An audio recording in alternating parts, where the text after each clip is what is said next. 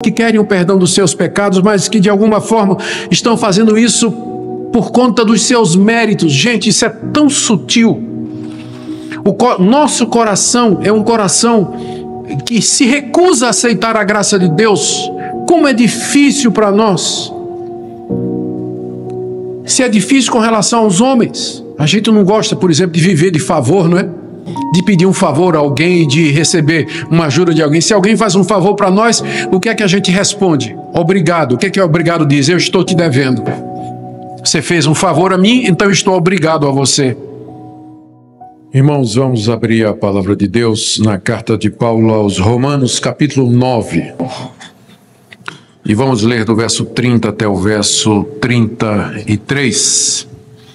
É a parte final do capítulo 9 da carta aos Romanos, na sequência de exposições que estamos fazendo nesse livro. Romanos 9, de 30 a 33.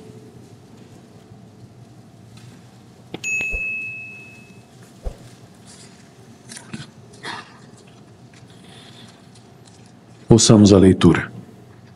Que diremos, pois, que os gentios que não buscavam a justificação vieram a alcançá-la, todavia a que decorre da fé. E Israel, que buscava a lei de justiça, não chegou a atingir essa lei. Por quê?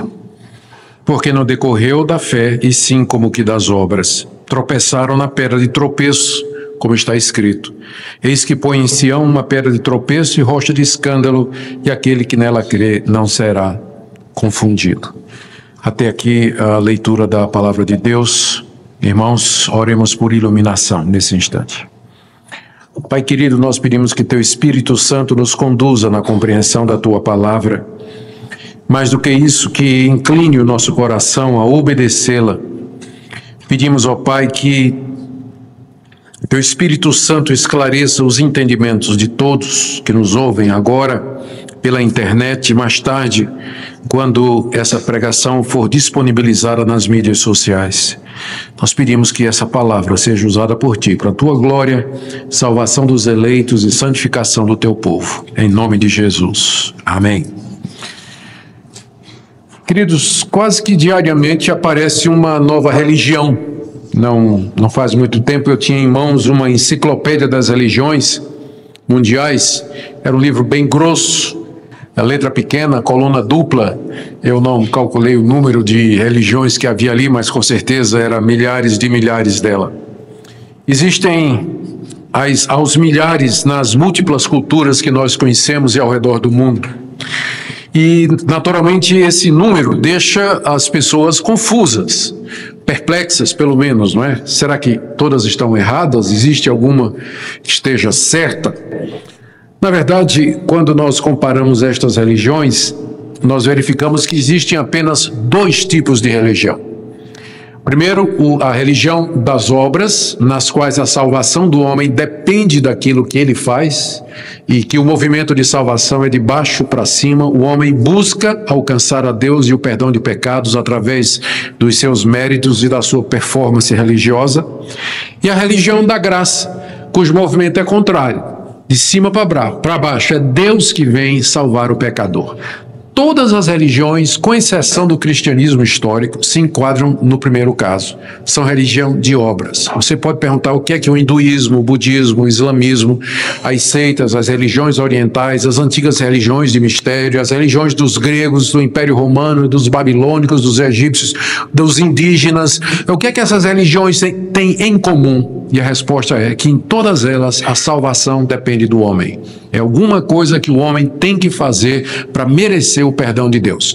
A única que é diferente é o cristianismo histórico, que diz que Deus, na pessoa de Jesus Cristo, veio de cima para baixo nos visitar e nos salvar dos nossos pecados, e isso gratuitamente, não com base em mérito ou qualquer coisa que nós sejamos ou façamos, mas com base na sua misericórdia e na sua compaixão. Nós vamos ver isso claramente nessa passagem com a qual o apóstolo Paulo encerra o capítulo 9 da sua carta aos Romanos. A passagem começa com uma pergunta de Paulo, no verso 30. Que diremos, pois? Essa pergunta É mais ou menos, pode ser traduzida da seguinte maneira: qual é a nossa conclusão à luz de tudo isso que eu falei no capítulo 9, do início até agora? Paulo disse, ou havia dito, pelo menos 4 coisas no capítulo 9 que precisam de uma conclusão e que ele apresenta agora. Quando ele diz, o que diremos, pois, ele quer dizer qual é a conclusão destas coisas que eu ensinei e quais são elas. Eu tentei resumir aqui. Primeiro, Paulo havia dito que, apesar de poucos judeus terem crido em Jesus Cristo como Messias, isso não significava que as promessas que Deus tinha feito a Abraão e a sua descendência falharam. Pois, na verdade, o compromisso de Deus não era com o Israel étnico, o compromisso de salvação, mas era com o Israel dentro de Israel, o Israel espiritual, eleito soberanamente pela graça de Deus, não por mérito, mas por misericórdia, e que foram todos aqueles judeus do Antigo Testamento que foram salvos pela fé no Messias que haveria de vir, como por exemplo Abraão, Isaac, Jacó, os profetas, Samuel, Davi, e no Novo Testamento os 12 discípulos de Jesus, os 120 no dia de Pentecostes, o próprio apóstolo Paulo e os judeus que se converteram com a pregação dos apóstolos, como por exemplo os judeus que estavam em Roma, a quem Paulo escreve essa carta. Ou seja, o primeiro ponto de Paulo no capítulo 9 foi que as promessas de Deus não falharam pelo fato da grande maioria da nação de Israel ter rejeitado Jesus Cristo, porque a aliança de Deus, o pacto de Deus, na verdade, era com o Israel dentro de Israel, esses que Deus havia elegido para a salvação soberanamente. Segundo ponto de Paulo, que vai do verso 14 ao 18 do capítulo 9, é que Deus não foi injusto ao fazer isso. Primeiro porque Ele é Deus, e Ele tem misericórdia de quem Ele quer ter misericórdia, e Ele endurece a quem Ele quer endurecer, como o exemplo de Faraó demonstra. Além disso, os filhos de Abraão eram pecadores e não tinham merecimento nenhum. Eram pecadores como os demais povos, como os gentios, e só mereciam o castigo da parte de Deus. Portanto, Deus não é injusto quando Ele deixa de dar alguma coisa que a pessoa de fato não merece. Não há injustiça da parte de Deus em não dar a salvação a todos os filhos de Abraão, porque nenhum dos filhos de Abraão merece ser salvo, porque são pecadores, juntamente com as demais pessoas.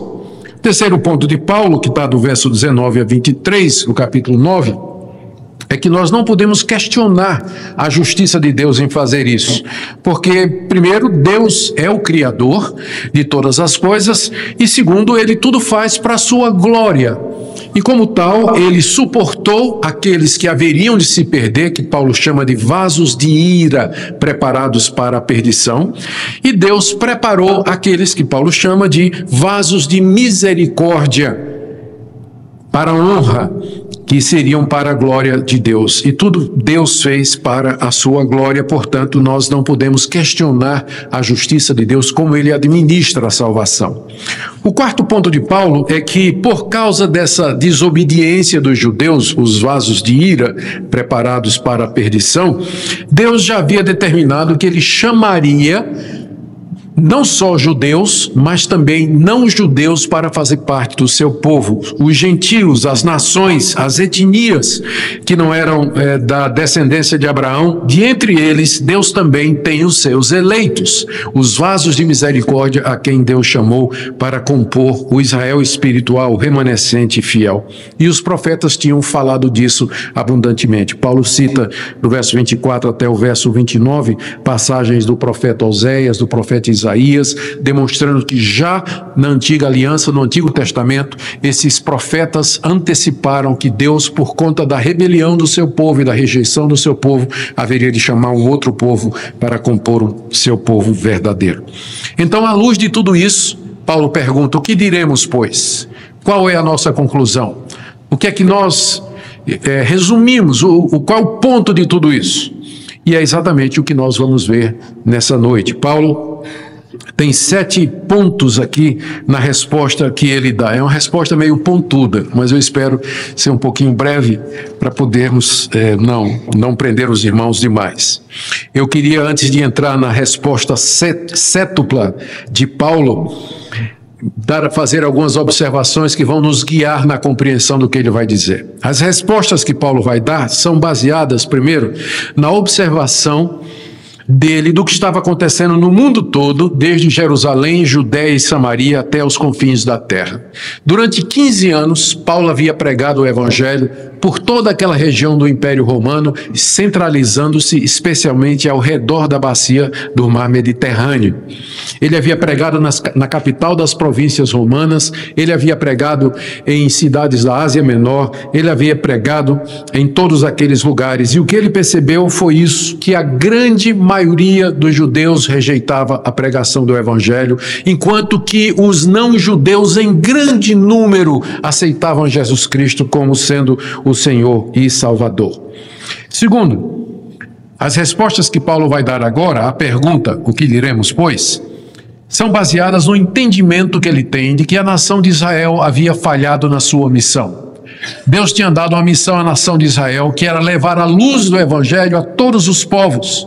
Mas os judeus criaram normas, leis e regras que os separavam dos demais povos, a ponto de que, em vez de amar os outros povos e querer pregar o evangelho para eles, os judeus consideravam os gentios como sendo o próprio combustível do fogo do inferno, como escreveu uma vez um dos rabinos. Eles desprezavam os gentios, não queriam nada com os gentios, chamavam os gentios de pecadores, de indignos e condenados, e se distanciavam o máximo possível quando a missão que Deus havia dado para Israel é que fosse luz para todos os povos na antiga aliança.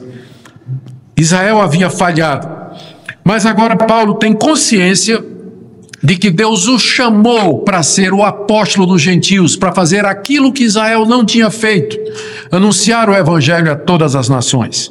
E por isso que ele precisava do apoio dos cristãos de Roma, porque ele, tendo já evangelizado toda aquela região do Ilírico, ao redor do Mar Mediterrâneo, ele queria agora evangelizar mais ao norte, lá na Espanha, onde Cristo ainda não havia sido anunciado. Mas para isso ele precisava do apoio da igreja de Roma, que estava bem no caminho. E era uma igreja que era composta em grande parte por judeus. Por isso que ele está dizendo isso aqui, que os gentios também foram chamados por Deus para fazer parte do seu povo diante da rejeição da nação de Israel. Na verdade, essa é a razão pela qual ele escreveu essa carta, para despertar a simpatia da igreja de Roma para a missão que ele tem no coração de anunciar o evangelho aos gentios de Roma. Portanto, a resposta de Paulo à pergunta do verso 30, que diremos, pois, ela vai nessa direção. São 7 pontos que eu quero ver rapidamente com os irmãos. Primeiro, que diremos, pois, à luz de tudo isso? Primeiro, que os gentios não buscavam a justificação, está aí no verso 30. Os gentios que não buscavam a justificação vieram a alcançá-la, todavia, a que decorre da fé. Quando Paulo diz que os gentios não buscavam a justificação, ele está aqui fazendo um contraste com o judeu. Porque o alvo mais importante da vida do judeu e da nação de Israel era alcançar a justificação. Em contraste, as outras nações não estavam nem aí. Os gentios não buscavam a justificação. Os gentios não tinham o menor interesse, nenhum deles estava fazendo a pergunta: como é que eu posso ser justo diante de um Deus que é santo e que pode me condenar eternamente no inferno ou me fazer eternamente feliz no seu paraíso? Ao contrário, os gentios, como Paulo disse lá em Romanos 1, do verso 18 até o 32, os gentios haviam rejeitado a revelação de Deus na natureza e na consciência. Eles se consideravam sábios aos seus próprios olhos. Eles criaram deuses para si mesmos, eles adoraram a criação em vez do Criador. Eles adoraram aves, quadrúpedes e répteis e até o próprio homem. Eles viviam uma vida sem Deus, uma vida dissoluta, uma vida de pecado. Nenhum gentio estava preocupado com essa questão. Depois da morte eu vou me encontrar com Deus, e o que é que vai ser de mim? O que é que vai ser da minha vida? Como é que eu vou ter os meus pecados perdoados? Os gentios, como Paulo diz aqui, eles não buscavam a justificação. Nem no Egito, nem na Mesopotâmia, em lugar nenhum. Eles criaram as suas religiões, estavam de bem com seus deuses, todos eles achavam que ou depois da morte acabou tudo, ou eles iriam para um lugar maravilhoso. Ninguém estava preocupado com a questão: como vai ser a culpa pelos meus pecados? Quem vai pagar isso? A minha conta, como é que ela vai ser resolvida? Ninguém estava fazendo essa pergunta. Os gentios não estavam buscando a justificação, mas, segundo o ponto de Paulo, Veja no verso 30. Eles vieram a alcançá-la. Eles não estavam buscando, mas alcançaram. O que é que Paulo quer dizer com isso? Paulo quer dizer que pela soberania de Deus, pela graça de Deus e pela misericórdia de Deus, o evangelho foi pregado aos gentios e eles creram. E aquilo que eles não buscavam, eles alcançaram. Aquilo que eles não tinham interesse, ao ouvir a pregação do evangelho, eles ficaram despertados e disseram, mas essa é a nossa realidade. Então, de fato, nós somos pecadores, nós precisamos de perdão. E eles abraçaram a Jesus Cristo, que era oferecido pela pregação apostólica, como sendo o Filho de Deus que tira o pecado do mundo. E dessa forma, os gentios em grande número entraram para a igreja e formaram a quase que maioria absoluta das igrejas cristãs do primeiro século. Eles se tornaram parte do povo de Deus, parte daquele remanescente fiel, os verdadeiros filhos de Abraão, os vasos de misericórdia que Deus havia preparado para a honra. E Paulo era testemunha disso. Leia o livro de Atos. Qual é o padrão que você encontra no livro de Atos, nas 3 viagens missionárias de Paulo? Paulo chega numa cidade, qual a primeira coisa que ele faz? Ele vai numa sinagoga pregar o evangelho para os judeus. Qual é a reação dos judeus? Fora! Nós não queremos isso. Apedrejavam Paulo, prendiam Paulo, acusavam Paulo ou expulsavam da cidade. O que é que Paulo fazia? Ele abria uma igreja entre os não-judeus e a igreja crescia, florescia, as multidões vinham para ouvir a pregação do evangelho. Os não-judeus entravam aos milhares nas igrejas cristãs do primeiro século. Ou seja, os gentios que não buscavam a justificação, contudo, vieram a alcançar através do trabalho missionário de Paulo, dos demais apóstolos e outros pregadores. Terceiro ponto de Paulo, a justificação que eles alcançaram, é bom que fique claro, é aquela que decorre da fé. Estou ainda no verso 30. Os gentios que não buscavam a justificação vieram a alcançá-la. Todavia, é como se Paulo dissesse, mas preste atenção.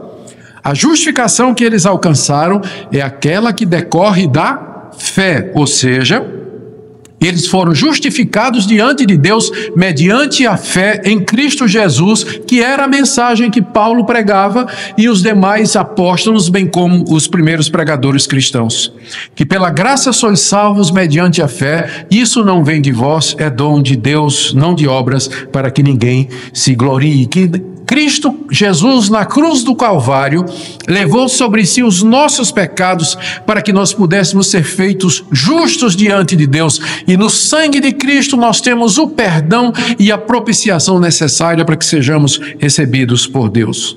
Paulo não tinha anunciado a salvação pelas obras, nem Pedro não tinha ensinado nada disso, portanto, aquela justificação que os gentios não buscavam, mas que alcançaram, é aquela que vem pela fé no Evangelho de Cristo Jesus. Esse é o terceiro ponto.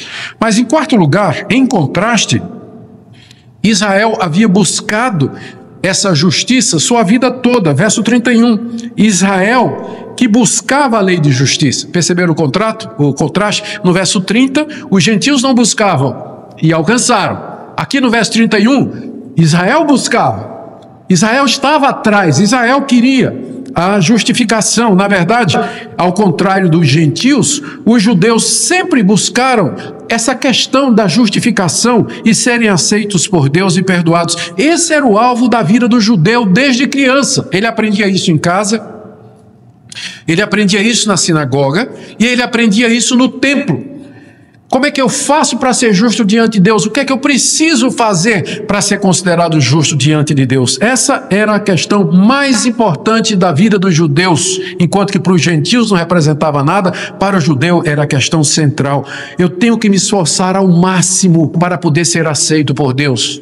Eu tenho que cumprir todos os mandamentos para que eu possa ser recebido por Deus. E muitos faziam isso com zelo e com sinceridade. Veja o que Paulo diz aí no capítulo 10, nos versos 1 e 2. Irmãos, a boa vontade do meu coração e a minha súplica a Deus a favor deles são para que sejam salvos, porque lhes dou testemunho de que eles têm zelo por Deus, porém não com entendimento. Eles eram zelosos de Deus, eles eram sinceros na sua busca da justificação.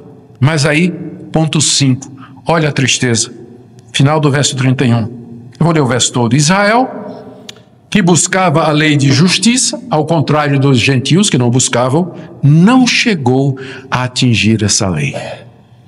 Israel que buscava, não chegou a atingir. O gentio que não buscava, alcançou a justificação. Israel que buscava, não atingiu. Não atingiu, é o que Paulo diz aqui. Apesar de todos os esforços, a nação de Israel falhou. Apesar de todos os esforços, os judeus falharam, como Paulo já tinha dito no capítulo 2, como alguém que nada e morre na praia, como alguém que não atinge o alvo, que não termina um projeto, que não chega ao final da corrida. Os judeus se esforçaram, buscaram o máximo, toda a sua vida, toda a sua história, mas nunca alcançaram a justificação. Eles estavam caminhando para a perdição, para o juízo final, para a condenação eterna, apesar de todos os esforços que eles faziam diariamente no templo, nas sinagogas, na vida particular, na concessão de esmolas, na guarda da lei, na observância da tradição. Qual a razão para isso? É o sexto ponto de Paulo, que está aí no verso 32. Ele começa com uma pergunta: por quê?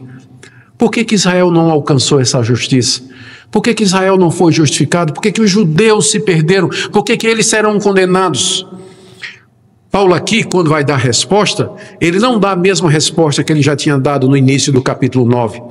Porque quando fizeram a pergunta, a promessa de Deus falhou porque a maioria dos judeus não aceitou Jesus, a resposta de Paulo foi: não falhou não, porque a promessa de Deus se cumpre naqueles que Deus escolheu. Então Paulo cita a predestinação como sendo a razão pela qual somente um grupo pequeno de judeus se converteu.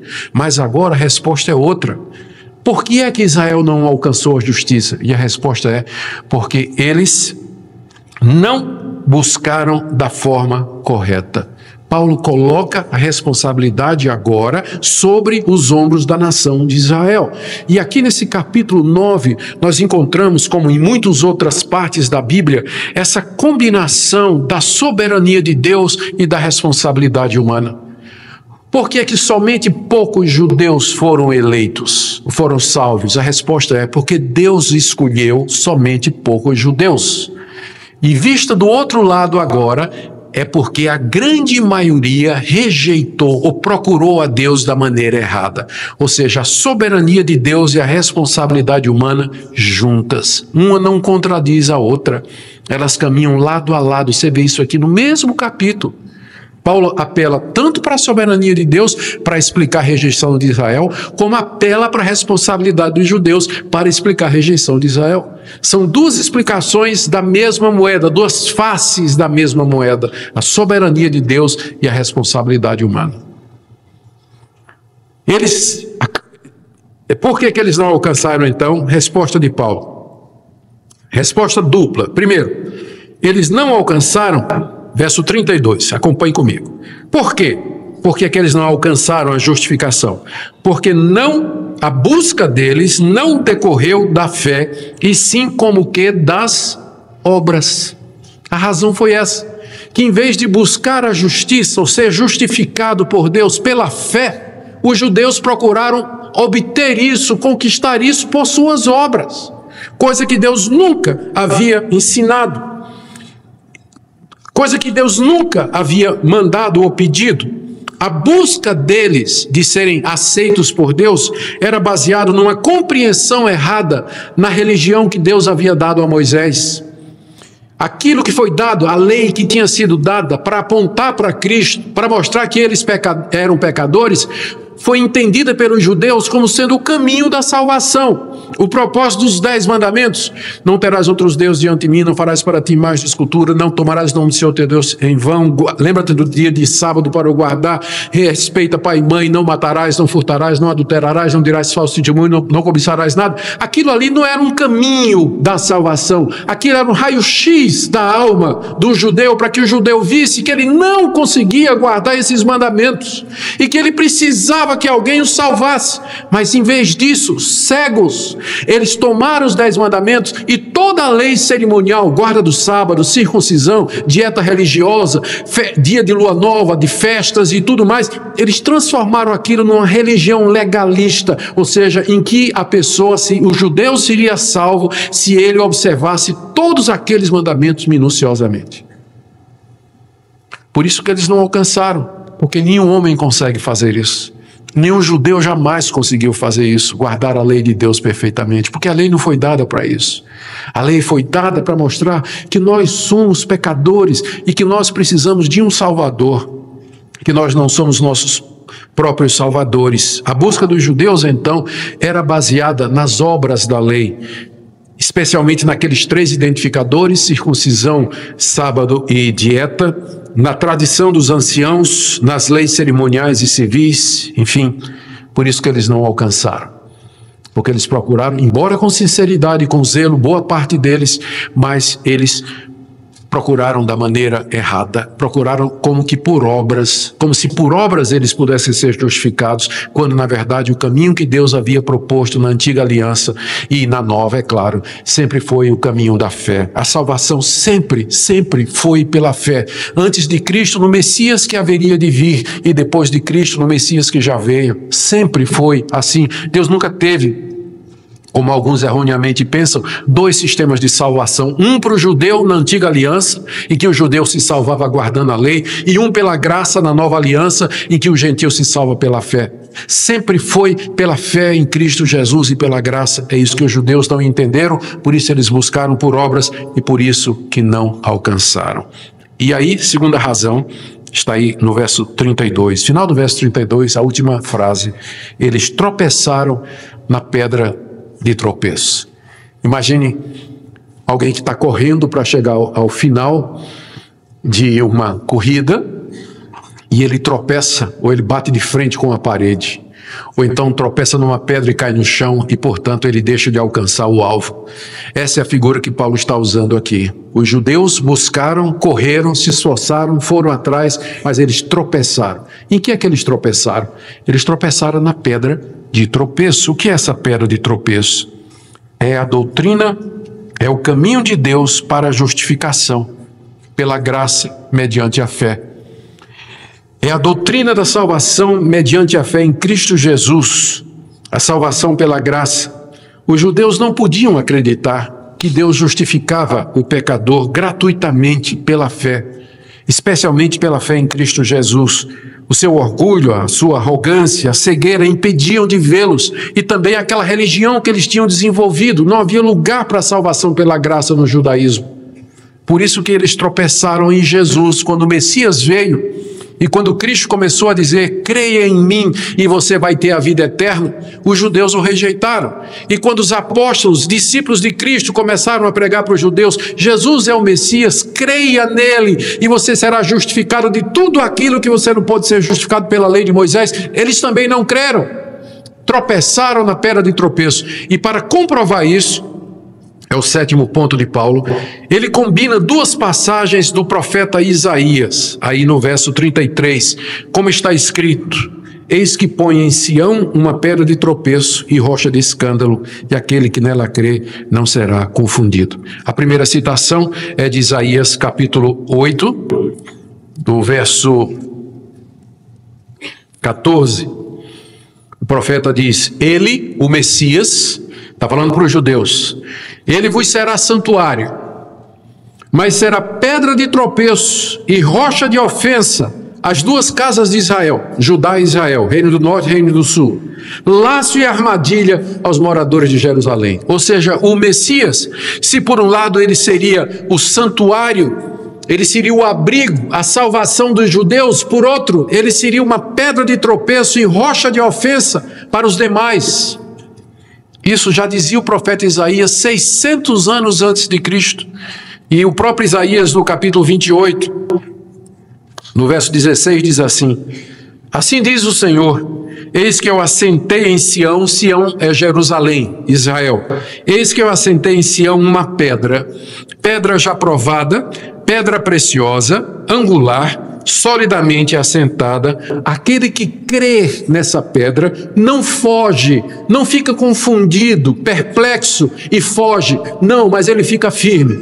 Paulo combina essas duas citações do profeta Isaías aqui em Romanos 9:33, quando ele diz: eis que ponho em Sião uma pedra de tropeço e rocha de escândalo, e aquele que nela crê não será confundido. Ele está se referindo a Jesus Cristo. A interpretação é essa, que desde o Antigo Testamento os judeus vinham tropeçando nessa pedra. A pedra que era o Messias, a pedra que era a pedra fundamental do povo de Deus, a pedra que era a pedra angular sobre a qual se organiza todo o edifício do povo de Deus. Os judeus vinham tropeçando nessa pedra, batendo nela, caindo, por isso que eles não alcançaram, porque eles não perceberam que a salvação era pela graça, pela fé em Cristo Jesus, e não por obras, por alguma coisa que eles fizessem. Isso aconteceu durante toda a história de Israel. E Paulo agora faz uma aplicação para o presente, era aquilo que estava acontecendo. E agora então nós voltamos à nossa pergunta. O que diremos, pois? A resposta de Paulo é essa. O que nós vamos dizer é que os judeus são responsáveis pela sua rejeição. Eles são responsáveis pela sua própria perdição, porque eles rejeitaram a justiça de Deus, o caminho de Deus que foi revelado a eles desde a antiga aliança, e criaram um caminho próprio, uma religião de obras que Deus nunca mandou e que nunca funcionaria. O ponto de Paulo é que, embora Deus é soberano na escolha daqueles que vão se salvar, isso não tira a responsabilidade do homem. Veja como ele responsabiliza aqui Israel por haver rejeitado a justiça de Deus estabelecida a sua própria. O ponto aqui de Paulo é que, por causa do fracasso de Israel, Deus trouxe os gentios para dentro do seu povo, para a nova aliança que havia sido feita a princípio com Abraão, e é por isso que Paulo precisa ir à Espanha pregar o Evangelho, porque os gentios também fazem parte do povo de Deus diante da rejeição do Evangelho. Eu quero terminar com algumas aplicações para nós, queridos, nessa noite.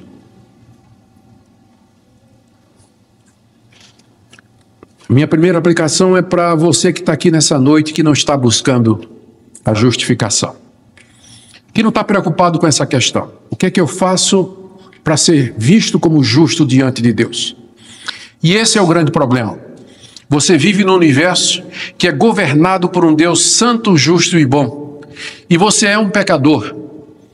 E um dia esse Deus haverá de tomar contas e responsabilizar você pelos seus atos. E no balancete final você vai aparecer condenado, perdido, em dívida e em falta. E como é que você vai resolver isso?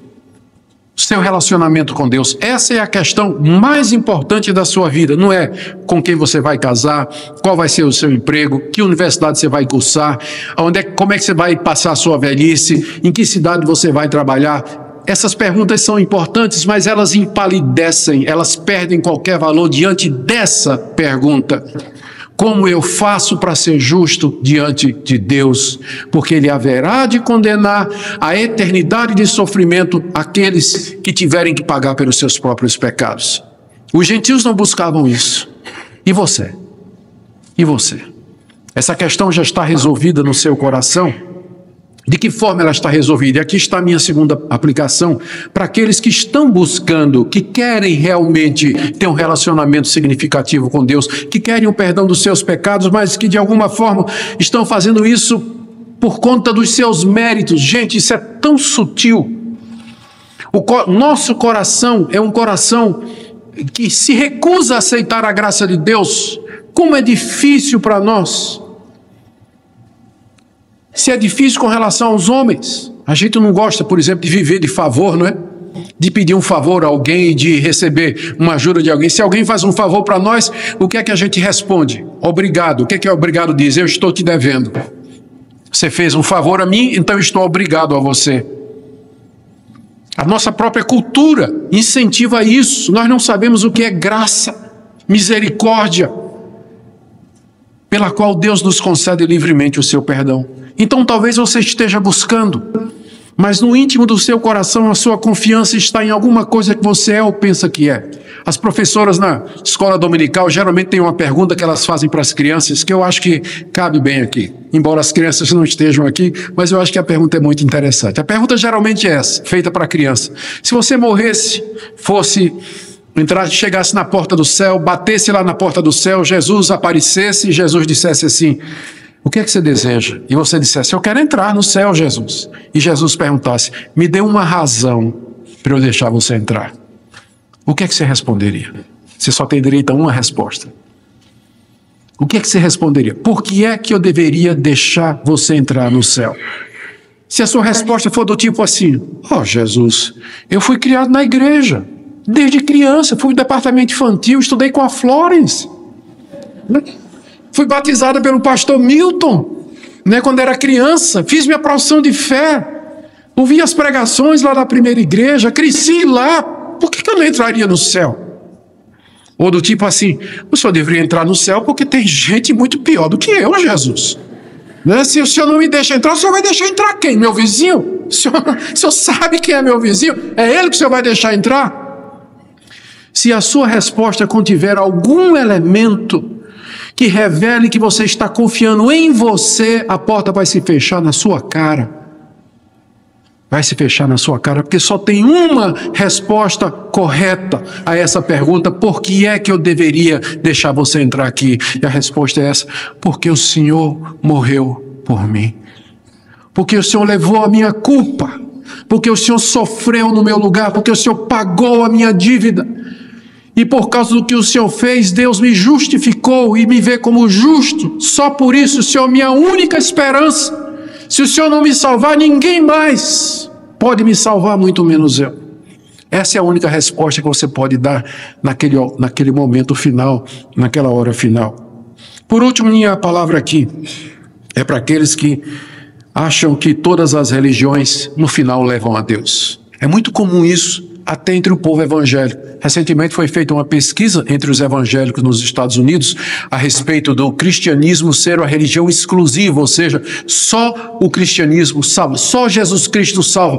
Mais de 50% dos evangélicos norte-americanos discordaram. Eles disseram que tinha salvação em outras religiões. Mas eu pergunto, diante desse texto aqui, se tinha uma outra religião fora o cristianismo que poderia salvar, seria certamente o judaísmo. Receberam a lei de Moisés, deles vieram os profetas, deles são os patriarcas, com eles Deus fez uma promessa, mas o que é que Paulo diz aqui? Eles não alcançaram, eles não chegaram lá. Por quê? Porque eles estavam procurando da maneira errada, procurando por obras, por mérito, por participação humana, por merecimento.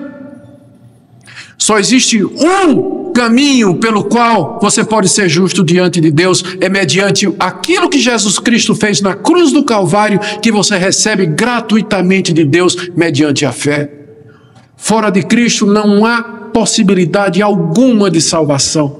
Como eu disse no início, só tem duas religiões e só uma leva a Deus. Primeiro, a religião das obras, dos homens, onde o homem faz alguma coisa para ser salvo e o resultado é que ele nunca vai alcançar. E a segunda, o cristianismo histórico, onde nos é dito que Jesus é o Filho de Deus, que morreu na cruz para tirar o nosso pecado e mediante a fé nele nós somos justificados de todas as nossas iniquidades e temos a vida eterna aqui e para todo sempre.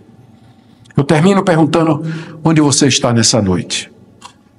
Qual é a sua posição essa noite? Só tem dois caminhos. Hoje à noite, nesse exato momento, você está aqui. E a sua situação diante de Deus é essa: ou você está justificado mediante a fé em Cristo Jesus e por Ele somente, ou você está tentando com a sua religião obter essa justificação, e eu já lhe digo, você nunca vai alcançar, a não ser que nessa noite você se arrependa da sua religião, você se arrependa da sua moralidade, você se arrependa do seu legalismo, você renuncie a você mesmo e coloque sua confiança única e exclusivamente naquilo que Jesus Cristo fez na cruz do Calvário. E nele nós temos plena e completa redenção. Que Deus queira aplicar essa palavra à nossa igreja nessa noite, aos que estão aqui nessa noite, para que haja salvação e edificação do povo de Deus. Oremos. Ó Deus, que privilégio nosso termos a Bíblia, onde nós encontramos o caminho da salvação tão claramente delineado, não por obras para que ninguém se glorie, mas mediante uma perfeita salvação efetuada por teu Filho na cruz.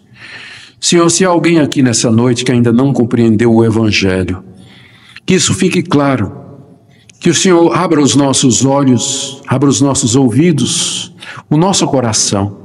Eu quero orar pelos nossos jovens, pelos nossos adolescentes, pelas nossas crianças, que eles possam entender claramente que não é por mérito, religiosidade, moralidade, espiritualidade, mas mediante a obra completa do teu Filho na cruz do Calvário. Faz isso, Senhor, nós te pedimos, em nome de Jesus. Amém. Baixe nossos conteúdos gratuitamente. Acesse o canal pelo link na descrição.